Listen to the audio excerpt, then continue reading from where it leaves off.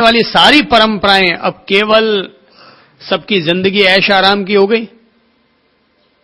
सारे संत लोग जो भले ही त्यागी कहलाते होंगे मगर सबको सुविधाएं चाहिए, सब अपन लोग वैसी स्थिति में आते चले जा रहे हैं। क्या है श्रेय, इसके बारे में कोई भी व्यक्ति एकांत में बैठकर 10 मिनट भी चिंतन और मनन नहीं करता, परिणाम ये निकलता है कि इंसान के हाथ में अब केवल संसार का मार्ग रह गया है। कल्याण का मार्ग, अध्यात्म का मार्ग, मोक्ष का मार्ग, परमात्मा का मार्ग गुल हो गया है, हाथ से छूट गया है। आइए अपन लोग समझते हैं श्रेय का मार्ग क्या हो सकता है। मेरी समझ से श्रेय का मार्ग समझने के लिए अभी हाल ही में एक छोटी सी कहानी पढ़ रहा था। कहते किसी समय में चित्रसेन नाम के एक राजा हुए। उस राजा के मन में तमन्ना जगी कि मैं दुनिया भर के सारे शास्त्रों का, सारे ज्ञान और विज्ञान का निचोड़ और सार समझूं। तो उसने अपने सारे सभासदों से ऋषि महात्माओं से अनुरोध किया कि वे जिस जिस विषय के पारंगत हैं उन उन विषयों का सार उन्हें दें।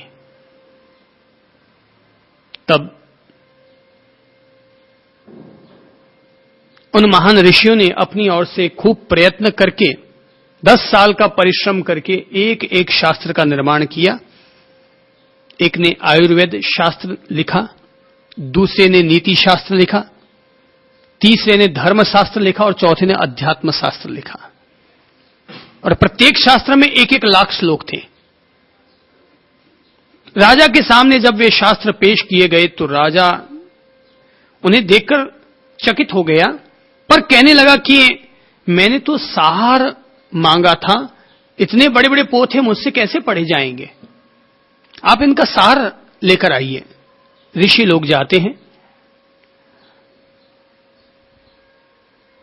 और मेहनत करते हैं और 1 लाख श्लोकों का सार 10,000 श्लोकों के रूप में निबद्ध कर देते हैं। फिर पेश होते हैं, तब भी राजा यही कहता है मुझे तो सार चाहिए। तो फिर जाते हैं और 1000 श्लोक में अपनी अपनी बात को सार रूप में गुम्फित करके ले आते हैं। राजा कहता है कि भाई 1000 श्लोक मैं नहीं पढ़ पाऊंगा, मुझे तो केवल सार चाहिए। तो कहते हैं यूं करते करते वो 10 श्लोक में आए, 1 श्लोक में आए। राजा ने फिर भी कहा मुझे तो केवल चाबी चाहिए, चाबी। तब उन लोगों ने अपनी ओर से एक एक पद में एक एक शास्त्र का पूरा सार ज्ञान दिया। तो आयुर्वेद शास्त्र के वेत्ता अत्रि ऋषि ने कहा कि जीर्णे भोजन मात्र यह। अत्रि ऋषि ने कहा कि भोजन तभी करना चाहिए जब पहले किया गया भोजन हजम हो जाए। श्रेय का मार्ग समझते हैं। भोजन तभी करना चाहिए जब पहले किया गया भोजन हजम हो जाए। तो जीर्णे भोजन मात्र यह न्याया वृत्ति बृहस्पति। और बृहस्पति ऋषि ने जिन्होंने की नीति शास्त्र लिखा था, उनकी नीति शास्त्र का सार तब यह निकला कि न्याय वृत्ति बृहस्पति, अपनी प्रत्येक वृत्ति और प्रवृत्ति को न्यायपूर्वक संपादित करना चाहिए। दूसरा सार हुआ। नीति शास्त्र का सार क्या हुआ? मतलब अपनी प्रत्येक गतिविधि को न्यायपूर्वक, न्यायपूर्वक। हमारे द्वारा किसी का अमंगल नहीं होना चाहिए, अर्थात स्वयं का भी मंगल हो और दूसरों का भी मंगल हो, ऐसी प्रवृत्ति का नाम ही सच्चा न्याय है। यही नीति शास्त्र की प्रेरणा है। कपिलः प्राणी नाम रक्षा। तीसरे ऋषि थे कपिल नाम के, जिन्होंने धर्मशास्त्र की रचना की थी। उन्होंने सार रूप में दिया कि कपिलः प्राणी नाम रक्षा। कपिल ऋषि ने कहा कि प्राणी मात्र की रक्षा करना, उन पर दया करना, यह धर्मशास्त्र का सार है। और चौथे थे पांचाल ऋषि। तो पंचाल ऋषि का जो सार था वो था पांचाल साम्य भावना। अध्यात्म शास्त्र का निचोड़ क्या है, सार क्या है? बोले सबके प्रति समभाव रखना, समता और शांति रखना, यही अध्यात्म शास्त्र का सार है। तो एक तरह से ये श्रेय का मार्ग हमें समझाया जा रहा है। नंबर 1, भोजन कब लेना चाहिए? जब पहले वाला भोजन पच जाए। एक्स्ट्रा ओवरलोडिंग खाते मत रहो। नंबर 2,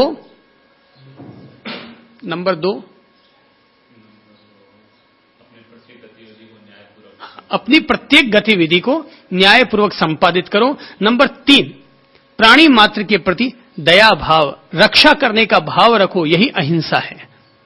और चौथा है सबके प्रति समभाव रखो। ये एक प्रकार से ये चौथा चरण हो गया। हम लोग समझते हैं कि हमारे लिए श्रेय का मार्ग क्या हो सकता है। यमराज ने प्रिय और श्रेय की बात क्यों उठाई? क्योंकि यमराज ने अपनी ओर से प्रलोभन दिया था कि तुम्हें चाहिए तो मैं तुम्हें अकूत धन दे दूं, अकूत खजाना दे दूं, देवलोक की अप्सराएं और देवांगनाएं तुम्हें समर्पित कर दूं, पर कृपा करके तुम आत्मज्ञान और मृत्यु के रहस्य के बारे में मुझसे सवाल मत करो। पर जब देखा कि नचिकेता तो हर हाल में अपने द्वारा मांगे गए वर पर अडिग है, तब यमराज को यह बात कहनी पड़ी कि धन्य है नचिकेता तुम्हें कि जिसके सामने मैंने इतने बड़े बड़े प्रलोभन के रास्ते खोल डाले थे, मगर फिर भी तुम किसी भी प्रकार से लोभ में नहीं आए, मोह में नहीं आए, प्रलोभन के चंगुल में ना आए।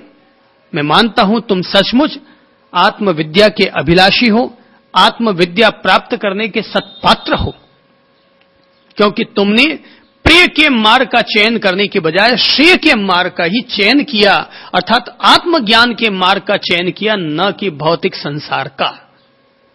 क्योंकि जब मैंने कह दिया कि मैं तुम्हें 3 लोकों का राजा बना सकता हूं, पर तुमने इसे भी इनकार कर दिया, स्वीकार न किया, और आत्मज्ञान प्राप्त करने के लिए ही तुम अपने आप को तत्पर किए रहे, तो निश्चित तौर पर इसके लिए मैं तुम्हारा अभिनंदन करता हूं। तुम स्वागत योग्य हो, तुम्हारी भावना, तुम्हारी पात्रता, तुम्हारी मुमुक्षा अभिनंदन के काबिल है। नचिकेता की वो प्रशंसा कर रहे हैं, त्याग की प्रशंसा कर रहे हैं।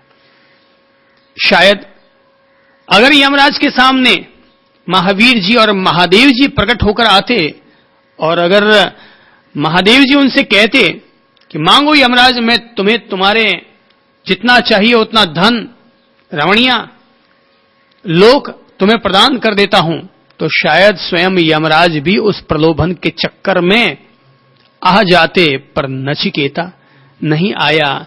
ये जो अनुकूल निमित्त मिलने के बावजूद इंसान का अपने साधना भाव में, अपने आत्मज्ञान के भाव में स्थिर रहना, इसी का नाम है सच्ची मुमुक्षा।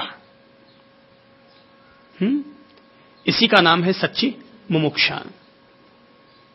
मेरी समझ से यमराज की बातों को जितना मैंने समझा, देखा, और नचिकेता ने उसके जो जवाब दिए, उसके आधार पर लगता है कि नचिकेता ने तब वहां पर अपने आप को जिस रूप में प्रकट किया, उससे पहला तो श्रेय का मार्ग ये स्पष्ट होता है कि नचिकेता ने अपने आप को अनासक्त पुरुष के रूप में स्थापित किया। अर्थात किसी भी प्रकार की मोहाशक्ति में उलझने की बजाय अपने आप को कमल की पंखुड़ियों की तरह समस्त प्रकार के प्रलोभन से मुक्त रखा। तो इसलिए आत्मज्ञान के रास्ते पर यदि कोई पहला जरूरी बिंदु है तो वो है अनासक्ति। इंसान को संसार में रहते हुए भी ऐसे ही जीना चाहिए जैसे कि कमल की पंखुड़ियां निर्लिप्त रहा करती है। हमारी अंतरात्मा में अनासक्ति होनी चाहिए।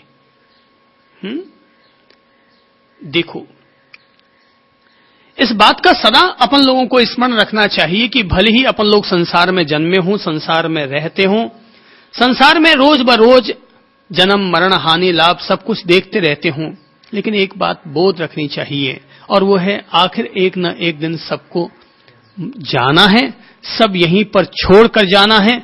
तो ऐसी स्थिति में किसी के प्रति भी आसक्त रहने की बजाय अपन सब लोग यहां पर बच्चों की तरह खेल खेल रहे हैं, आमोद प्रमोद कर रहे हैं, हंस खिल रहे हैं, फूल खिला रहे हैं, फूलों का आनंद ले रहे हैं, एक दूसरे से प्रेम और मोहब्बत कर रहे हैं, पर किसी में भी उलझ नहीं रहे हैं, मोहासक्त नहीं हो रहे हैं, मूर्छा में नहीं गिर रहे हैं।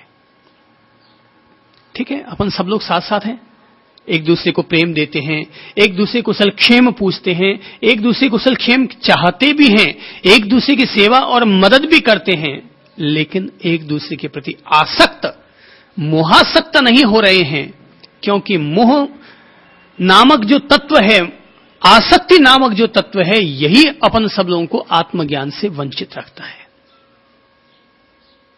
समय सुंदर जी ने एक बहुत अच्छा पद कहा है कि रे रे समकित जीवड़ा करे कुटुंब प्रतिपाल, अंतर से न्यारो रहे जो धाय खिलावे बाल। कि जिस तरह से धाय माता, एक नर्स हमारे बच्चे को खिलाया पिलाया करती है, ऐसे ही एक आत्मज्ञान का मुमुक्षु व्यक्ति, एक साधक व्यक्ति अपने आप को भी संसार में ऐसे ही रखे कि जैसे धाय माता बच्चे को खिलाती पिलाती है मगर वो उसके प्रति मूर्छित और आसक्त नहीं होती, ऐसे ही अपन लोगों को यहां साथ रहना चाहिए, हिलना चाहिए, मिलना चाहिए, पर धाय माता की तरह, एक नर्स की तरह हमें खिलाते पिलाते हुए भी सहज भाव में रहना चाहिए, अनासक्त भाव में रहना चाहिए। मिल गया तो भी आनंद और न मिला तो भी आनंद। कृष्ण भगवान को अनासक्त पुरुष कहा गया, राजर्षि जनक को अनासक्त पुरुष कहा गया। कृष्ण ने भी महाभारत का युद्ध देखा था, कृष्ण ने भी हजारों हजार रानियों के साथ जीवन बिताया, मगर फिर भी उन्हें अनासक्त पुरुष कहा गया, क्योंकि वो सबके साथ थे मगर फिर भी वो उनमें से किसी के भी साथ नहीं थे। जरूरत पड़ने पर वो अपने हजारों रूप और मूर्त बना लिया करते थे, मगर फिर भी सबके साथ नाचते कूदते गाते झूमते हुए भी मानो किसी के साथ भी नहीं थे। यही है अनासक्ति। तो संसार में रहो। ये बात कैसे है कि वो उन सबके साथ में होते हुए भी नहीं थे, उनकी भावनाएं उनसे जुड़ी हुई थी। हाँ, ऐसा होता है प्रभु कि जैसे कोई कहता है कि अपन सब लोगों के साथ थे मगर फिर भी नहीं थे। मूल चीज होती है मन की पकड़। कौन सी चीज है जो हमें बांधती है? जैसे कि एक पत्नी अपनी पीहर चली जाया करती है, बोले साहब मैं 4 दिन के लिए पीहर चली जाऊं, बोले ठीक है।